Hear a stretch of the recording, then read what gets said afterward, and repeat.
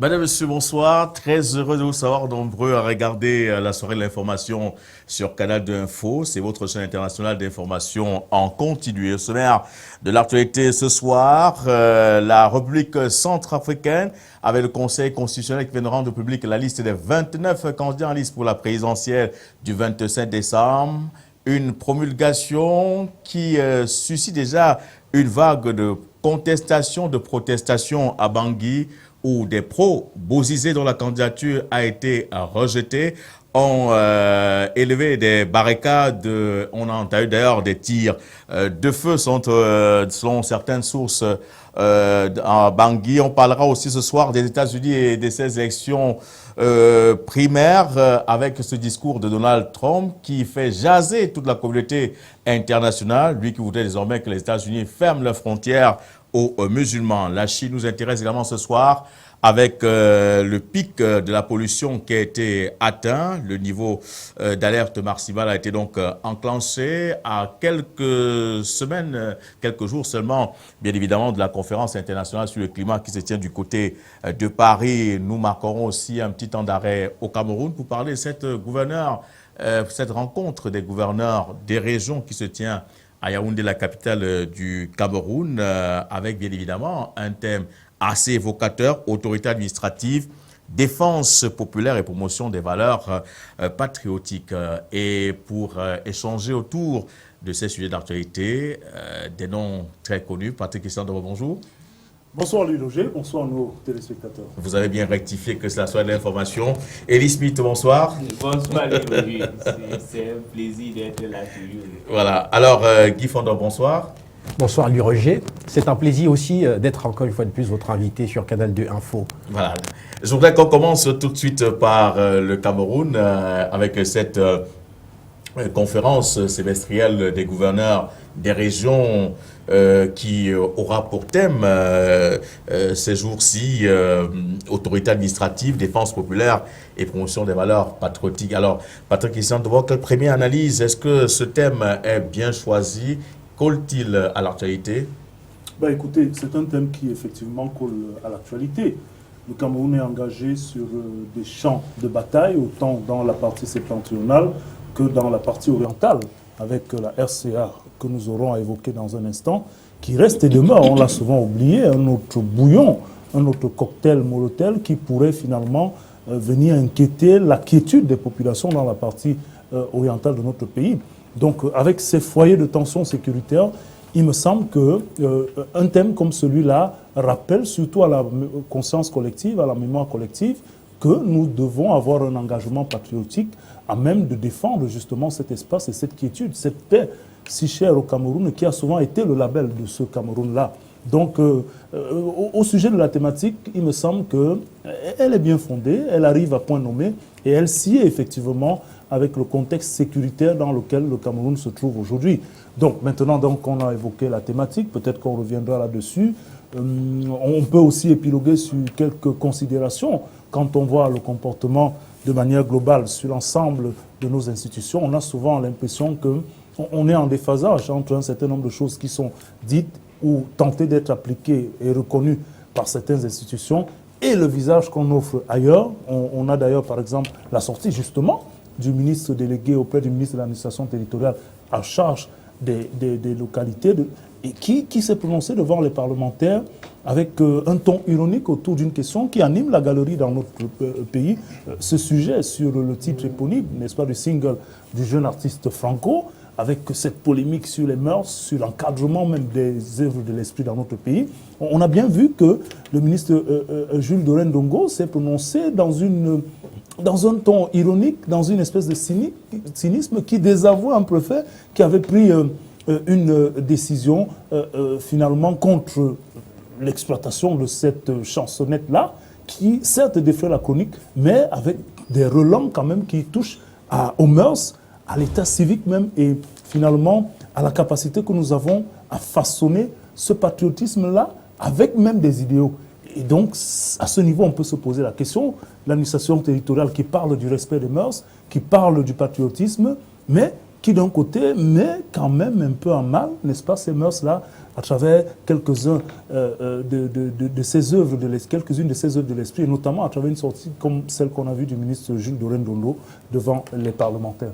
Alors, Guy Fondor, je rappelle que vous travaillez pour Ouest Littoral aussi, et pour la radio RTM, et cette conférence des gouverneurs des régions qui va donc se dérouler du 9 au 11 décembre prochain a donc pour thème autorité administrative, défense populaire, promotion des valeurs patriotiques. Ce thème qui arrive au moment où vous l'avez aussi souligné pendant qu'on préparait cette édition, au moment où le ministre en charge des collectivités territoriales décentralisées, Jules Doré-Ndongo, revenait sur la décision du préfet de la MIFI interdisant une chanson populaire. Est-ce également là la défense populaire qui apparaît dans ce thème central? Je ne pense pas, Roger, je ne pense pas. Je pense que nous soyons très exactement dans des habitudes voilà, politiciennes essentiellement camerounaises et essentiellement du parti au pouvoir, qui voudrait que quand un homme se retrouve avec un certain niveau de popularité, que rapidement on le ridiculise pour pas que demain il grossisse un peu trop.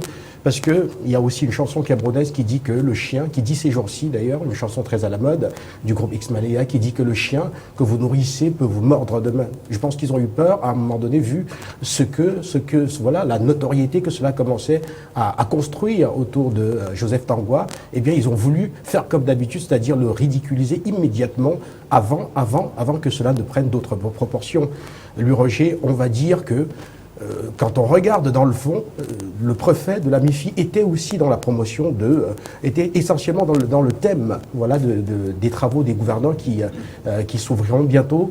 Il était essentiellement basé sur la promotion des valeurs républicaines, sur la promotion voilà, des mœurs au sein de la société camerounaise, dans un département qui se retrouve aujourd'hui l'un des plus criminogènes quand même du Cameroun, si on exclut les 3 régions septentrionales du Cameroun, qui sont des régions aujourd'hui où le Cameroun affronte bien entendu Boko Haram.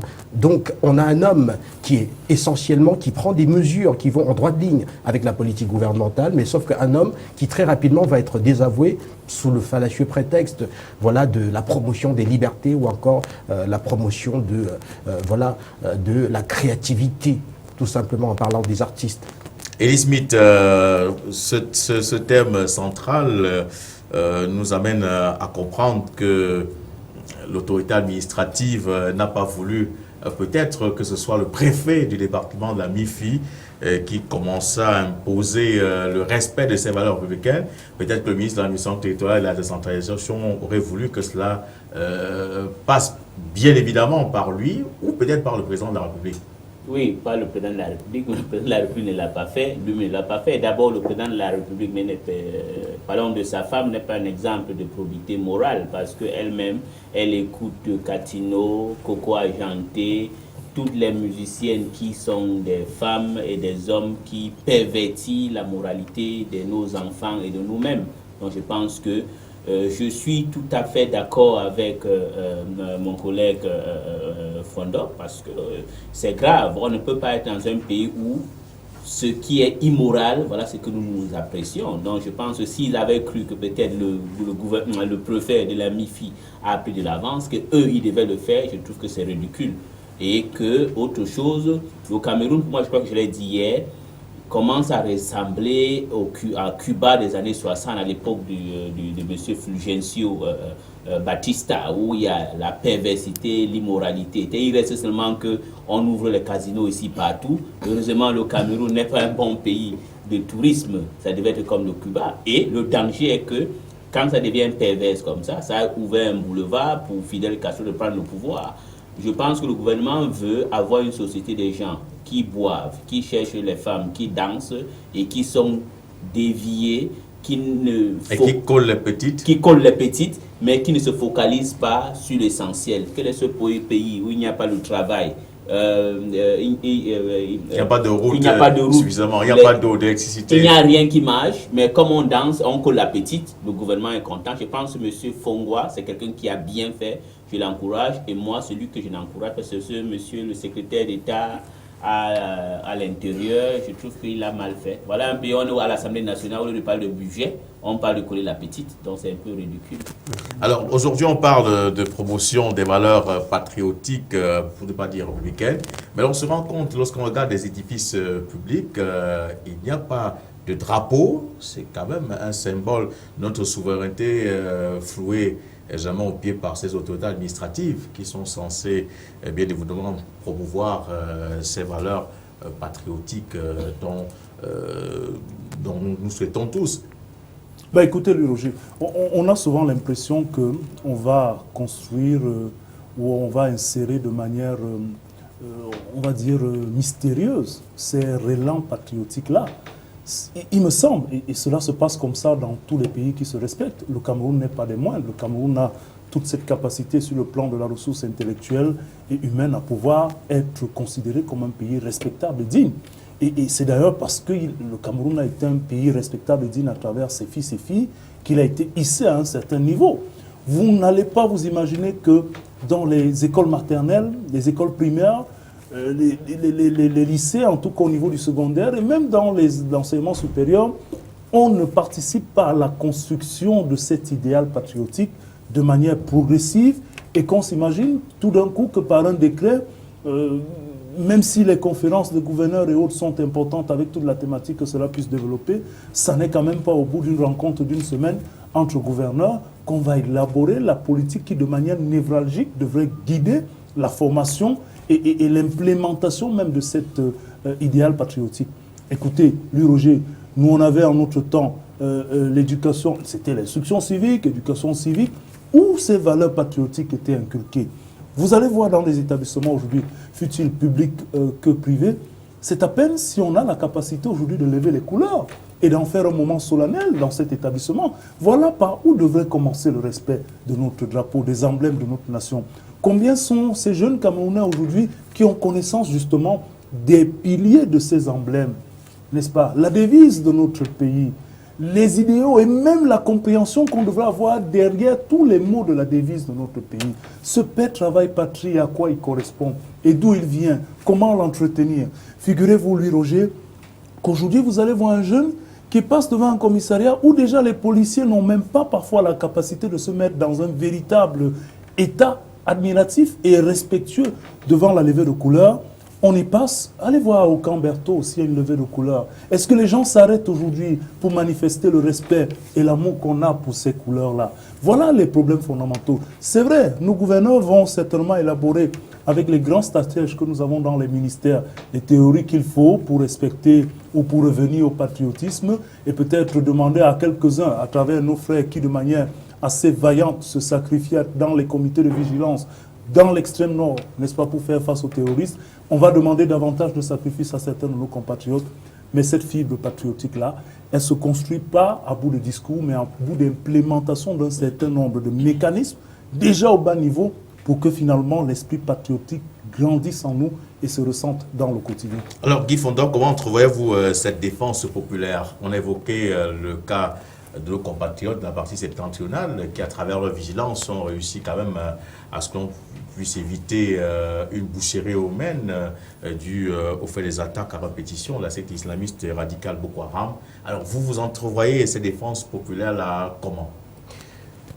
Louis Roger, il faut dire que, pour moi, je trouve que c'est une démarche qui est essentiellement clientéliste. Ils le font parce qu'ils ont été mobilisés pour le faire. Maintenant, le font-ils parce qu'ils ont une véritable connaissance de l'État, parce qu'ils ont une véritable connaissance de leurs responsabilités vis-à-vis de l'État? Non, je ne crois pas. Au Cameroun, on écoutait tout à l'heure M. Ndoba le dire, au Cameroun, il y a énormément de difficultés, voilà, pour les citoyens à pouvoir comprendre ce que c'est qu'un État et ce que c'est que l'État du Cameroun. Du moment où on ne comprend pas, comment est-ce qu'on pourrait résolument s'engager sur la voie de la promotion de l'État ou alors de la promotion même de sa personne au sein de l'État? C'est très très compliqué. J'étais encore dans les couloirs d'un hôtel très prisé ici à Douala, un hôtel qui appartient au gouvernement. Et j'ai vu que, à un moment donné, puisqu'il y avait aussi un événement, un défilé de mode qui se tenait dans cet hôtel, au moment où René Emmanuel Sadi devait faire son arrivée, parce que, président, la cérémonie du Ngondo le lendemain, j'ai vu qu'au moment où les autorités, la police a demandé, les forces les responsables de la sécurité ont demandé à ce qu'on se mette tous d'un côté pour permettre à René Emmanuel Sadi de traverser le hall de l'hôtel pour se retrouver dans sa chambre par la suite, qu'il y avait comme des éclats de rire dans la salle, un peu comme pour dire qu'on en fait beaucoup trop et que René Emmanuel Sadi, devrait normalement, passer, traverser tout le monde, se faufiler pour se retrouver dans la chambre, alors qu'à ce moment-là, il incarne toute l'autorité de l'État en tant que ministre de l'administration territoriale et de la décentralisation. Alors, quand bien même on tentait à ce moment-là d'attirer l'attention même des personnes qui travaillent à un niveau important de l'administration et qui sont censées connaître les valeurs républicaines et aussi même la puissance et l'autorité de l'État, mais à la fin on se rend compte que personne ne comprend rien, tout simplement parce qu'il y a comme une sorte de banalisation de l'État. Voilà. Elie Smith, je ne sais pas si vous partagez l'avis de Guy Fondorf qui pense qu'il y a comme une certaine banalisation de l'autorité de l'État. Le sous-préfet ne dit plus rien, le préfet ne dit plus rien. Bon, à plus forte raison, un gouverneur des régions. Oui, c'est vrai, je partage tout à fait son avis. On ne respecte plus rien dans notre État aujourd'hui. D'abord, c'est eux-mêmes aussi qui ont chosifié leurs fonctions. Mais il faudra maintenant reprendre le poil de la bête et essayer un peu de restaurer l'État. Mais je trouve que c'est un peu contradictoire. Au même moment où il parle de restauration, de quoi que je ne sais pas, le thème de cette conférence de gouverneurs, c'est le même moment où on est en train de désavouer quelqu'un qui essaye de remettre l'ordre moral dans la société. Donc ça veut dire que... D'ailleurs, on a vu comment les députés étaient si contents. Ça veut dire qu'ils disent que ce préfet les empêche de tourner en rond. Donc moi, je trouve qu'il a raison. Il y a beaucoup à faire encore. Merci. On va parler à présent de la République centrafricaine avec, bien évidemment, cette liste des candidats à la présidentielle du 27 décembre prochain, rendue publique par le Conseil constitutionnel, 29 candidats au départ. Mais le seul couac, c'est bien évidemment la candidature de François Bozizé qui a été rejetée. Une candidature qui a suscité une vague de réactions. On parlait des barricades, des tirs, des coups de feu entendus dans la capitale Bangui. Alors c'était déjà prévisible, Patrick Glissando, puisque sur ce plateau, nous parlions déjà du cas Bozizé qui était un peu comme l'homme sans qui rien ne saurait mieux se faire en RCA. Oui, lui, Roger, même s'il faut dire que nous avions, en ce temps-là, utilisé des termes assez diplomatiques, nous étions restés dans une dynamique de compréhension de la crise centrafricaine qui voudrait que le dialogue soit inclusif. Et quand on entendait le terme inclusif, en notre sens, il était question de rappeler tous ces fils et filles, parmi lesquels, malheureusement, François Bozizé ne peut être exclu. Et il reste quand même le dernier président élu démocratiquement, à côté du putsch qu'il avait mis à la touche, hein, n'est-ce pas, et de l'arrivée finalement de la transition en République centrafricaine, on a comme eu l'impression qu'on voulait passer rapidement sur le cas Bozizé. Il est peut-être comme tous les autres acteurs de la scène politique centrafricaine, un homme avec sa part de responsabilité dans la crise centrafricaine aujourd'hui, mais il n'en demeure pas moins un centrafricain qui lui aussi a le droit d'aspirer à gérer ou à peut-être gérer de nouveau, n'est-ce pas, les affaires publiques si le peuple centrafricain le lui permet. Mais on a assisté dans ce déroulement à une espèce d'exclusion qui ferait aujourd'hui de Bozizé le bouc émissaire ou l'unique responsable, je précise sur le thème, l'unique responsable de ce qui arrive en République centrafricaine. Et que non, il a été chassé du pouvoir par des personnes bien identifiées. Et si aujourd'hui on voudrait que les Centrafricains se retrouvent autour d'une table, il faudrait bien qu'on fasse appel à tout le monde. Mais lui, Roger, revenons sur cet autre danger imminent. On a déjà suivi les déclarations de Nouroudine Amin, qui est Adam, autant pour moi, qui est le patron, le leader, n'est-ce pas, de la Séléka. Cela ressemblait il y a quelques jours à une véritable déclaration de guerre. Et puis qu'est-ce qu'on a dit? On n'a rien dit. On est resté, on a avancé, dos dans le mur avec cette idée de la transition, bien évidemment, alimentée par ces propos qui ont révolté, il faut le dire aussi, une bonne partie des Centrafricains, parmi lesquels les partisans de Bozizé, cette sortie du ministre français de la Défense, Yves Le Drian, qui il y a quelques jours déclarait pratiquement Bozizé hors jeu avec des termes un peu condescendants toujours dans un élan, on va dire, paternaliste. Eh bien, écoutez, si Bozizé ne veut pas comprendre qu'il est hors jeu, on se chargera de le lui faire comprendre. Voyez-vous, c'est des ingrédients qui allument finalement un cocktail qui ne peut qu'exploser. On ne souhaite pas, en toute sincérité, que ça explose de nouveau en RCA. La situation est déjà difficile, mais les ingrédients sont réunis pour que ce peuple se déchire. Et ça n'est pas les amis de la RCA qui le font. Pas certainement ceux qui se prétendent aujourd'hui les amis de la RCA, avec tout ce gouffre financier que la mission onusienne met aujourd'hui en RCA et qui, en pratiquement 2 années, n'a pas été capable de sécuriser la République centrafricaine. Alors Guy Fondop, c'est quand même une situation de crise après la visite du pape. Tout le monde semblait unanime que la visite du pape devait permettre à ce que ces élections se déroulent dans de très bonnes conditions, mais on se rend compte que c'était sans compter le cas Bozizé. Oui, c'était sans compter le cas Bozizé, et c'était aussi sans compter toutes les mesquineries de ces chancelleries-là, très paternalistes aujourd'hui, qui pensent voilà, qu'ils sont ceux-là qui devraient dicter la politique africaine, parce qu'il est très compliqué de comprendre que ce soit le ministre de la Défense d'un pays très lointain qui se retrouve à commenter avec une certaine pertinence, entre guillemets, voilà, la politique voilà, au sein d'un pays comme la République centrafricaine. Pourquoi est-ce que il faudrait aujourd'hui, avant d'être candidat à une élection présidentielle dans un pays africain, montrer patte blanche à l'Élysée ou encore au ministre français de la Défense? C'est tout simplement, cela revient encore à poser le problème de la souveraineté de nos États. Parce qu'en ce moment, on est en train de voir que le pouvoir politique qui va s'installer en République centrafricaine n'aura rien à voir avec la légitimité, avec l'onction populaire. Ce sera davantage quelqu'un qui aurait validé voilà, toutes les options et montré patte blanche à l'Élysée, quelqu'un qui viendra essentiellement, qui ne sera pas centrafricain, qui viendra essentiellement bien couvrir les intérêts donc, de cette chancellerie-là, qui aujourd'hui considère encore la République centrafricaine comme étant sa chasse gardée.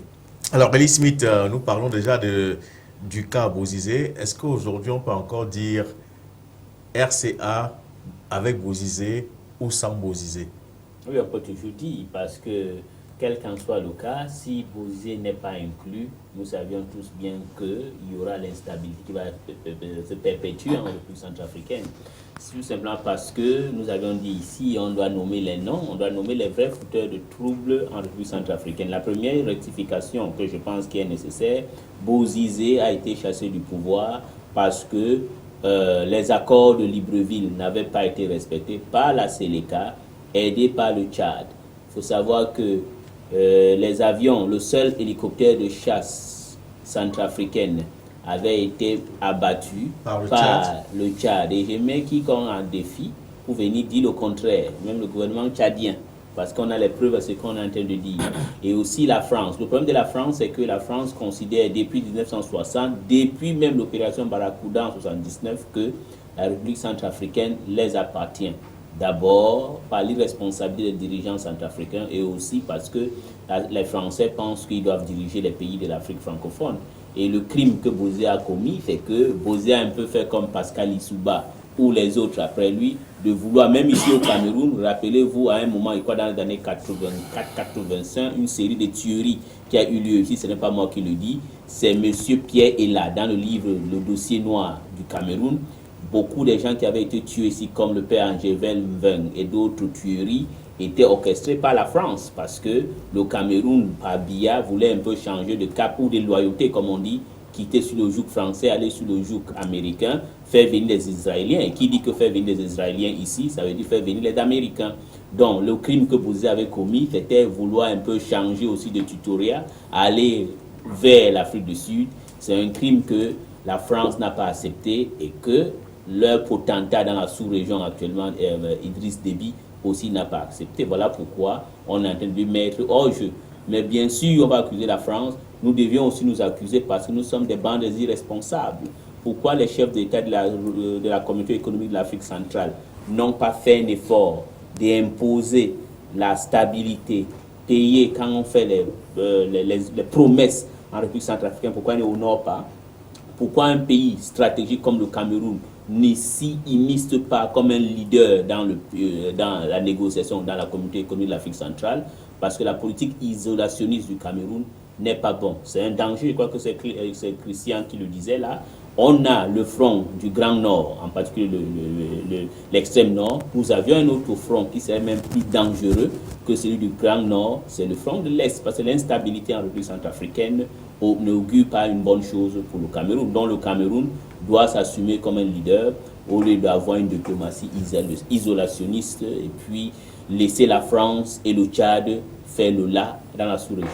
Elie Smith, cette situation est encore plus délicate parce que Noureddine Adam vient de déclarer la partition de la RCA en disant qu'il est le patron de l'Est de la Centrafrique. C'est quand même une autre déclaration de guerre qui vient donc compromettre ou compliquer même la situation, et on se dit certainement que cette relation n'aura pas lieu.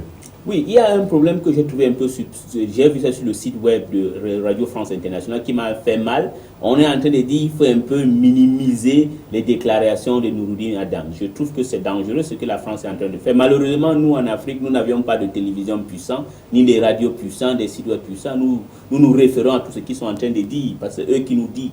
Donc j'ai un peu peur que je ne suis pas un conspirationniste. Je pense que Noureddine Adam a été actionné par les Français pour justifier le fait qu'on devait retirer la candidature de M. Bozé dans cette liste.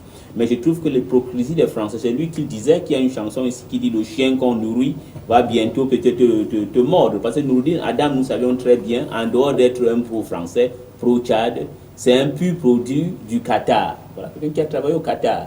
Donc voilà un islamiste, est-ce qu'il serait du Daesh ou de l'État islamique, on ne sait pas, que les Français sont en train de jouer avec. Donc voyons voir, je trouve que la sortie de Noureddine Adam, c'est soupçonneux. C'est un peu comme la sortie une fois d'un certain Abaka Sabon, qui a été un prélude pour bouter M. Bozé hors de la République centrafricaine, comme ils ont fait. Donc ce n'est pas une bonne chose, ça n'augure pas bien.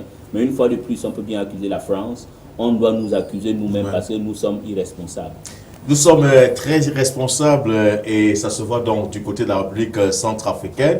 À peine la candidature de Bozizé rejetée que des barricades sont élevées dans les différentes artères de la capitale Bangui. Et c'est une situation similaire, Patrick Deschamps-D'Abord, avec celle que nous avons vécue juste quelques heures en Côte d'Ivoire, à la publication de la candidature d'Alassane Dramane Ouattara. Il y a eu des manifestations qui ont débouché sur des morts d'hommes. Oui, on peut dire que les mêmes causes finalement produisent les mêmes effets. On ne serait pas éloigné d'une conclusion comme celle-là. Mais ce qui est d'autant dramatique du côté de la République centrafricaine, c'est la mise en scène quasiment théâtrale qui semble accompagner ce chaos vers lequel finalement la République centrafricaine semble être destinée. On a l'impression que voilà un pays qui finalement est programmé pour être divisé. On a vraiment l'impression que la République centrafricaine fait mal du haut des richesses qu'elle engorge et que, quoi qu'il advienne, elle est programmée, cette République-là, en tout cas cet espace-là est programmé pour être divisé. Ce serait bien dramatique. Si vous avez Noureddine Adams qui parle d'un contrôle total sur l'Est de la RCA, imaginez-vous que nous avons une mission onusienne consistante là-bas, avec des moyens conséquents. 11 000 hommes. Est-ce qu'on n'est pas en mesure, avec une remobilisation des forces armées centrafricaines qui aujourd'hui ne sont pas mobilisées et constituent une force, quand même parmi lesquelles on dit rester loyal, une force restée loyale à François Bozizé. Ça, il faut le reconnaître. Il faut qu'on appelle à un certain moment chien, chien et chat, chat. Les forces armées centrafricaines restaient une unité encore perceptible sous le régime de François Bozizé. Et vous vous imaginez bien que tous ces soldats-là, mis à la traîne, devenus spectateurs d'une sécurité qui finalement n'arrive pas, victimes dans leur propre pays d'une sécurité qu'ils étaient censés assumer. Vous vous imaginez bien que c'est la colère qui ne fait qu'être suscitée au sein de cette troupe et qu'une loyauté, même si elle n'était pas volontaire au départ, peut facilement s'exprimer en lieu et place des structures qui sont restées fidèles à François Bozizé. Donc on a l'impression, quand on regarde cette mise en scène finalement théâtrale, qu'elle est programmée simplement pour une partition de la République centrafricaine. La partition de la République centrafricaine qui sera certainement une réalité si l'on s'en tient à tout ce qui est enregistré comme déclaration et comme prise de position. Mais je voudrais qu'on parle à présent des États-Unis avec les primaires républicaines qui se poursuivent, avec bien évidemment cette sortie de Donald Trump, ce milliardaire qui n'a pas sa langue dans la poche et qui a annoncé dans ce jour qu'il était probable, n'est-ce pas, que les États-Unis puissent fermer leurs frontières aux musulmans. Et cette petite phrase a fait jaser tout le monde, y compris la communauté internationale. Alors, Elie Smith, c'est un monsieur qui est habitué à des déclarations tonitruantes, fracassantes, et qui ne devait pas surprendre, mais cette fois-ci, il semble avoir débordé les bords. Bon, les gens croient qu'il a débordé. Déjà, il avait d'abord dit qu'il va faire renvoyer tous les Africains américains en Afrique et puis tous les Mexicains au Mexique. Et puis il y a eu un Indien américain qui a dit d'accord, toi-même tu dois repartir en Europe. Donc il est comme c'est une stratégie de communication qu'il a adoptée. Donc dit ce que les autres ne disent pas. Il n'est pas politiquement correct. Et ça marche. Nous avions parlé de la France tout à l'heure. Si Marine gagne, c'est aussi que c'est la beauté, le plastique, ce sont des belles filles. Et puis en dehors d'être des belles filles, elles ont une manie de la politique. Elles disent ce que les autres ne peuvent pas dire. Bon, parce que ne nous voilons pas la face. La Maison Blanche vient aussi de donner du moulin à moudre aux gens qui pensent que c'est les gens qui nous couvrent de politiquement correct pendant qu'on est en train de nous tuer. Parce que pendant que les déclarations que Hillary Clinton a fait sur son tweet, ou d'abord les premières déclarations de M. Obama, a servi à faire de M. Donald Trump ce qu'elle est. Ils ont voulu croire que c'est un peu le mal américain des armes qui a eu lieu. Et après, comme c'est un pays vraiment démocratique, où on est libre de s'exprimer, on a fait les enquêtes, on a vu que non, ce n'était pas un Américain fou qui a décidé de tuer ses compatriotes, c'était des islamistes qui agissent au nom du Daesh ou de l'État islamique, selon ce qu'on va apprendre. Parce qu'il y a un problème qui est dangereux avec le Daesh, et qu'ils sont des sunnites, mais ils adoptent des pratiques chiites. Ça veut dire l'art de dissimulation, on appelle ça le taqiyya chez les persans ou les chiites, donc l'art de se dissimuler au sein de la majorité. Donc ils étaient là, ils ont agi. Donc Donald Trump, on peut peut-être le critiquer, mais il est en campagne.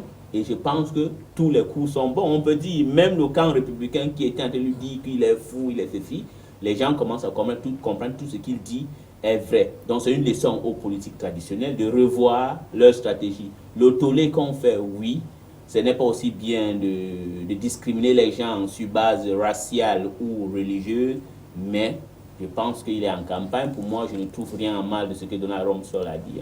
Alors, Guy Fondop, vous avez quand même suivi cette actualité. Comment analysez-vous cette sortie de Donald Trump?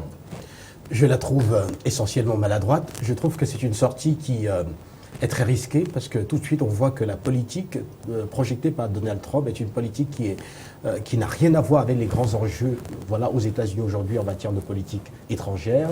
On ne peut pas, dans un monde qui se globalise davantage et dans un monde où les États-Unis jouent d'ailleurs, dans une globalisation où les États-Unis jouent un rôle majeur à travers leur politique essentiellement libérale, demander à ce qu'il y ait des interdictions de séjour sur le sol américain pour des personnes sous le prétexte de leur appartenance religieuse. Voilà, parce que, au final, cela viendrait tout simplement faire que les États-Unis soient plutôt un monde à part, un monde à côté du monde dans lequel nous vivons aujourd'hui, et cela ne peut pas servir les intérêts américains qui sont, eux, éparpillés aux quatre coins du monde. Parce qu'il faut quand même dire que le prolongement de la géopolitique américaine est essentiellement culturel, au-delà des actions militaires qu'on peut voir sur le terrain. Et culturel voudrait dire, ouverture sur le monde entier, ouverture pour tout le monde, intégration pour tous. Et donc, je trouve qu'on va encore avoir un autre candidat au sein de la droite américaine qui viendra essentiellement pour permettre à la gauche de l'emporter haut et fort. Parce que je vois très bien que si jamais M. Trump passait, ce serait très facile pour Hillary Clinton par la suite. Très facile. Peut-être qu'il est là pour baliser le terrain. Alors, mais ce qui est quand même curieux, Patrick Dobo, c'est qu'au-delà de tout, il reste en tête dans les sondages et apparemment, ça paye en politique. Écoutez, lui, Roger, il ne faut pas être surpris, n'est-ce pas, par la verve de Donald Trump. C'est un monsieur qui a l'habitude, n'est-ce pas, de ce type de déclaration. Non seulement il en est un habitué, mais il fait preuve d'une assurance du haut de son statut de milliardaire, d'une assurance doté d'un véritable statut de républicain. C'est un républicain pur et dur qui dit ce qu'il pense et peut-être qui dit tout haut ce que les autres n'arrivent pas à dire et disent certainement en murmurant tout bas. Donc on ne peut pas être surpris. Moralement, ce n'est pas correct ce qu'il dit, je préfère dire moralement. Mais politiquement, je veux verser un peu de bémol en disant que pour lui, c'est politiquement correct. Parce que justement, ça lui donne les résultats que vous avez évoqués. Moralement, le discours n'est pas correct.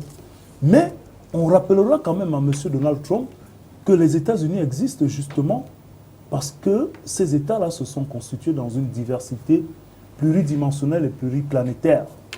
On va dire une pluralité qui s'est faite au fil des années et dans un flux de migration qui font aujourd'hui des États-Unis le pays du rêve américain. Et ce rêve américain ne peut pas se matérialiser s'il ne s'exprime pas dans cette diversité-là. Maintenant, on peut comprendre que la fibre sécuritaire sur laquelle il joue est une fibre qui a souvent été exploitée par son parti, les Républicains. Mais est-ce qu'on peut imaginer aujourd'hui qu'une politique, n'est-ce pas, on va dire protectionniste des États-Unis permettrait de résoudre le problème de la sécurité? Point d'interrogation, en rappelant encore à notre ami Donald Trump, pour terminer, que le mal est de l'intérieur.